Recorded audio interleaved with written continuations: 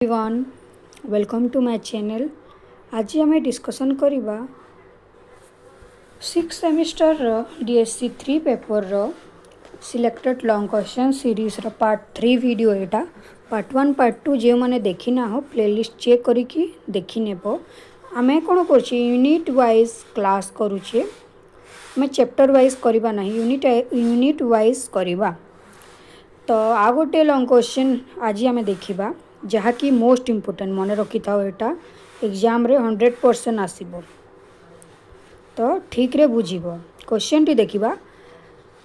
Question टी परि भाव discuss the major basis and determinants of India's foreign policy एपरि भाव रे पढ़ी पारे। तो आसंतु स्टार्ट करवा इंट्रोडक्शन ठारो। मेजर बेसिस एंड डिटरमिनेंट्स कहले तो आम मैंने जानूब इंडियाज फॉरेन पॉलिसी कहले आम देखी थिले प्रथम लॉन्ग क्वेश्चन रे। डिटरमिनेंट्स कहले होची निर्णायक जो इंडिया फॉरेन पॉलिसी जो रही किपरि भाव रे एटा गोटे तार निर्णायक रही आम देखा। तो आसंतु इंट्रोडक्शन ठारू स्टार्ट करवा। India's foreign policy represent a dynamic interaction between ideational principles and pragmatic national interest. तो बोथ कौन India foreign policy both idealistic और प्राग्मेटिक कौन करी थाए तार प्रिंसिपल्स होल्ड करी। आइडियलिस्टिक कहले तार आदर्श पुराणा रे आगरू कौन कौन जो आदर्श सबू थिला सेटा को तो थिला बा रही किंतु प्राग्मेटिक रही कहीं ना प्राग्मेटिक रो अर्थ होउछि प्रैक्टिकली ताहाकू करिवार जो प्लानिंग को प्राग्मेटिक इंटरेस्ट बोली कहा जाए। क्योंठारू इंडिया जो पुराणा बोथ आइडियलिस्टिक प्रिंसिपल्स एवं प्राग्मेटिक इंटरेस्ट और प्रिंसिपल बोथ होल्ड करिछि India foreign policy. Since independence it has involve from idealism and moral diplomacy to a more realistic interest based approach while still retaining its civilizational ethos. The major bases and determinants ए जो India जो foreign policy रही तार जो base जो मूल रही Müller आदर्श रही कि तार जो निर्णायक सब रही डिटरमिनेंट्स बा जो कस्टम ट्रेडिशंस आउ सब रही पुराणा ताकू इंडिया फॉरेन पॉलिसी को सेप करी थाए। कैन बी ब्रॉडली कैटेगोराइज्ड इनटू आम देखिए क्यों क्यों भाग रे इंडिया मेजर बेसिस और डिटरमिनेंट्स क्यों क्यों भाव रे आम देखा India foreign policy historical basis रे आइडियोलॉजिकल जियोपॉलिटिकल इकोनॉमिक बेसिस रे डोमेस्टिक एंड ग्लोबल फैक्टर। प्रथम देखा हिस्टोरिकल एंड सिविलाइजेशनल फैक्टर्स एटा प्रथम पॉइंट मन रख एटा सब पॉइंट्स गुड़ाक मन रख तापर बुझीदेव। India's long civilizational history has deeply influenced in world view and diplomatic conduct. India जो आम देखुचे तार इन्फ्लुएंस वर्ल्ड रे किपरि भाव रे रही एज ए कल्चरल ट्रेडिशनली आमको देखा जाइए। तो तार हिस्ट्री को आम देखा। एंशिएंट ट्रेडिशन सच एस आम इंडिया तुम मैंने Vasudhaiva Kutumbakam the world is one family promote cooperation and peaceful coexistence. Foreign policy रे ए जो वसुधैव कुटुंबकम यही विषय रे जो आदर्श कि तुम मैंने एटा कहि परिबो जो प्रिंसिपल एटा रही जे वर्ल्ड रो जो सब देश गुड़िक रही सबू देश गोटे फैमिली बोली कह जाए। तो आम क्यों फैक्टर बा क्यों डिटरमिनेंट्स बा निर्णायक देखुचे हिस्टोरिकल बेसिस और सिविलाइजेशनल फैक्टर्स आम एटा देखुचे। एटा होची गोटे प्रिंसिपल वसुधैव कुटुंबकम। Next historical experience of colonialism made India sensitive to issue of sovereignty racial equality anti imperialism. कह जाए इंडिया रो हिस्ट्री कौन रही से ब्रिटेन रो कॉलोनी थिला। तेणु इंडिया जो सोभर्निटी वा सार्वभौमत्व हो जो रेशियल इक्वालिटी हो कि एंटी इंपेरियलिज्म से प्रति टिके इश्यूज देखा जाइए। किंतु जो लीडरशिप माने थिले फ्रीडम स्ट्रगल समय रे स्पेशली क्यों माने Mahatma Gandhi father of India and Jawaharlal Nehru भली जो लीडर्स माने थिले एम्फासाइज से माने तांकर प्रिंसिपल सब कोन रहितिला तांको आदर्श माने पीस वर्ल्ड वाइज से माने पीस चाहूतिले जस्टिस चाहूतिले एवं मोराल डिप्लोमेसी से माने चाहूतिले बा इच्छा करूतिले सपोर्ट फॉर ए माने सपोर्ट करूतिले तमे माने देखिथिबो पार्ट 2 रे जे जवाहरलाल नेहरू डीकोलोनाइजेशन को सपोर्ट करूतिले डीकोलोनाइजेशन कहले कोन जो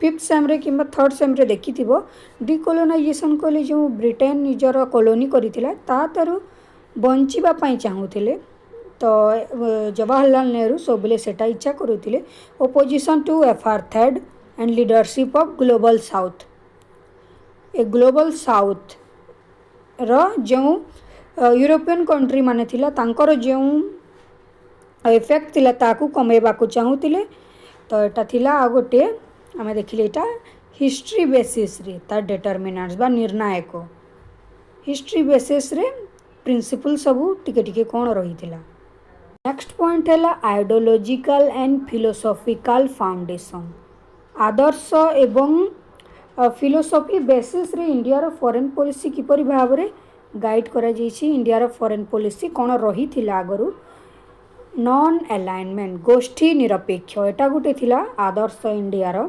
ड्यूरिंग वर्ल्ड वार और cold war India refuse to join power blocs during the cold war शीतल युद्ध समय रे जो पृथ्वीर जो शक्ति बा देश गुड़िक जो भाग व्यक्त होते से इंडिया नॉन अलाइनमेंट को चूज करिथिला गोष्ठी निरपेक्ष कौन सी देश आड़ को से जीवाई चाह नाला एवं निरपेक्ष भाव रे से रही south strategic autonomy and independent decision making से स्वाधीन भाव रे निजर डिसीजन को नेबा को चाहूले लॉजिकल कौन कह फिलोसॉफिकल बेसिस आउ गोटे से समय रही पंचशील नीति पंचशील प्रिंसिपल्स जो थे कि चाइना एवं इंडिया मध्य पंचशील नीति होता 1954 रे से पांचटी नीति अवलंबन कर मन रखिबो एटा 3 मार्क पाई एटा मन रखिबो mutual respect for sovereignty non aggression non interference equality and mutual benefit peaceful coexistence तो एटा मन रखिबो जियोपॉलिटिकल नेक्स्ट पॉइंट है geopolitical and strategic determinants India's जो निर्णायक रही इंडिया फॉरेन पॉलिसी प्रिंसिपल्स को सेप दे थाए तार जो लोकेशन एवं तार जो एनवायरनमेंट रही इंडिया फॉरेन पॉलिसी को से त्वरान्वित करिथाए India's location and security environments are crucial determinant जमिति कि सिचुएटेड इन साउथ एशिया रे रही एटा पृथ्वी एटा एशिया जदि रहिला तो साउथ एशिया रे रही जहाँकि ईस्ट आड़े रही बंगोप महासागर वेस्ट रही आरब सागर तापरे दक्षिण रे रही भारत महासागर तो situated in South Asia surrounded by nuclear armed neighbour like ये चाइना रही एंड पाकिस्तान आड़े के रही पाकिस्तान रही proximity to key maritime in the Indian Ocean region border disputes जमीती कि चाइना और पाकिस्तान मध्य बॉर्डर डिस्प्यूट्स रही कि फॉरेन पॉलिसी टिके टिके चेंज करने को पड़ी था सब इंडिया को रीजनल इनस्टाबिलिटी जमीती कि रीजनल इनस्टाबिलिटी अफगानिस्तान और म्यांमार मध्य एइथिपाई कौन होइछि तार फॉरेन पॉलिसी को किपरि भाव में सेप देछि ना इंडिया तार नेशनल सिक्योरिटी मिलिटारी प्रिपेयर्डनेस एवं स्ट्रेटेजिक पार्टनरशिप उपरे अधिक फोकस करने को ताकू दौछि तार फॉरेन पॉलिसी नीति रे आपुरी गुड पॉलिसीज जेमिति कि neighbourhood fast act east and Indo Pacific strategy सबू से अवलंबन करुछि कि इंडिया तापर इकोनॉमिक डिटरमिनेंट्स तापर अर्थनीति किपरि भाव में रही जे भारतर अर्थनीति किपरि भाव में रही जोपाई कि इंडिया फॉरेन पॉलिसी ताकू सेप करिछि इंडिया कौन इकोनॉमी देखा तमें देखी 1991 रे इकोनॉमिक क्राइसिस होइतिला तो economic interest increasing drive India's foreign policy in post 1991 era liberalisation integrated India into global economy. LPG विषय समस्ते जानिथिबो। तो एलपीजी इंट्रोड्यूस करागला जहाँद्वारा कि इंडस्ट्रियलाइजेशन बढ़ी जाइतिला। Need for foreign investment foreign policy रे फॉरेन इन्वेस्टमेंट जोग करागला। टेक्नोलोजी रो हाई टेक्नोलोजी यूज करबा को आरंभ करागला। एनर्जी सिक्योरिटी मार्केट सब खोजागला। Economic diplomacy through FTs trade agreements and global supply chains जहाँद्वारा कि फॉरेन पॉलिसी रे अधिक अधिक ट्रेड एग्रीमेंट्स बढ़ला। ग्लोबल सप्लाई चेन्स बढ़ीगला। एलपीजी द्वारा strengthening tie with US EU ASEAN Japan and Gulf country. तापर active participation in forums like G20 World Trade Organization BRICS and SCO रे ताकू एक्टिव पार्टिसिपेशन पाई ए फॉरेन पॉलिसी रे तार नीति भाव रे जोग करागला। तेपरी भाव रे इंडिया रो इकोनॉमी इंडिया रो फॉरेन पॉलिसी को कौन करछि त्वरान्वित करिछि। तापर देखिबा डोमेस्टिक पॉलिटिकल फैक्टर जो देश मध्य जो राजनीति सब चली से किपरि भाव इंडिया रो फॉरेन पॉलिसी को ये जो पॉलिटिक्सटा सेप देछि आमे देखिबा। एवं फॉरेन पॉलिसी रे जो नीति गुड़िक किपरि भाव में चेंजेस आणुछि। Internal political dynamics significantly shape foreign policy decisions like nature of government coalition and majority ideology of ruling party. सबु बेले रूलिंग पार्टी बदलुछि तो आदर्श सबु बेले बदली जाउछि कहार इंडिया से फॉरेन पॉलिसी को मध्य चेंज करने को पड़ुछि। तापर public opinion media pressure groups role of Indian diaspora. 6 point रहेला लीडरशिप एंड इंस्टीट्यूशनल फैक्टर्स। आगर हो कि वर्तमान हो लीडरशिप एवं इंस्टीट्यूशनल फैक्टर्स मध्य इंडिया फॉरेन पॉलिसी को कि इंडिया एनवायरनमेंट को इफेक्ट करिथाए जहाँकि इंडिया फॉरेन पॉलिसी को सेप देइथाए।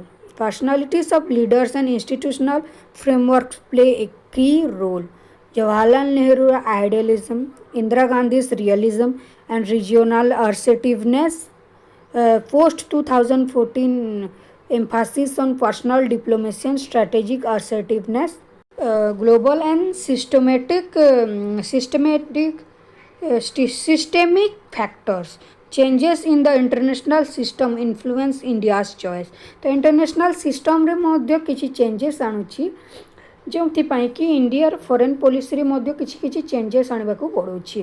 जेमिति कि end of cold war and emergence of multipolar world रे चेंजेस आसीथिला किपरि भाव रे ना जेते बेले कोल्ड वार पर multipolar world emergence of multipolar world जेमिति कि यूएस रो सुपर पावर थिला किंतु धीरे धीरे कोल्ड वार पर रूसिया जापान हैला चाइना हैला फ्रांस है यपरी भाव में मल्टीपोलार वर्ल्ड रो इमर्जेंस है मल्टीपोलार सुपर पावर मानकर इमर्जेंस होता वर्ल्ड रे जो कि विभिन्न जमीक रूसिया सहित फ्रेंडली रिलेशन करने किसी प्रिंसिपल चेंजेस अणागला इंडिया फॉरेन पॉलिसी रे। Rise of China is shifting balance of power global changes such as climate change तापर धीरे धीरे ग्लोबली क्लाइमेट चेंज है से किसी चेंजेस करागला फॉरेन पॉलिसी रे। क्लाइमेट बा एनवायरनमेंट ऊपर किछि पॉलिसीज तैयारी करागला प्रिंसिपल्स करागला टेररिज्म रो इमर्जेंस हो गला टेररिज्म पाई मध्य फॉरेन पॉलिसी रे पॉलिसीज किंबा प्रिंसिपल्स करागला पेंडेमिक्स जो कोविड पर एपरी भाव में जो साइबर सिक्योरिटी एवं एडवांस हो जाइए कंप्यूटर एआई हो जाइए से इंडिया रो फॉरेन पॉलिसी को एटा प्रभावित करुछि त्वरान्वित बा सेप करुछि। तापर इंडिया फॉरेन पॉलिसी को आउ किछि स्ट्रेंथनिंग दोछि ग्लोबल इमेज ग्लोबली ताकू इमेज देउछि कि soft power and cultural determinants जेमिति कि योगा हैला आम इंडिया रो आरंभ होइछि Ayurveda Buddhism democratic value pluralism Bollywood हैला बॉलीवुड इंडियन डियास्पोरा तो यहाँ सबू एटा तमें माने ऐड करदेव एटा तमें माने कनक्लूजन रे देदेव स्क्रीनशॉट नहीं कि देख कहीं एटा समायरी अटे मु जहाँ सब पढ़ेली सब समायरी एटा କରିକି କନକ୍ଲୁଜନ୍ ଲେଖିଥାନ୍ତି। ଭିଡ଼ିଓଟି ଭଲ ଲାଗିଥିଲେ ଭିଡ଼ିଓକୁ ଲାଇକ୍ କରିଦେବ। Thank you.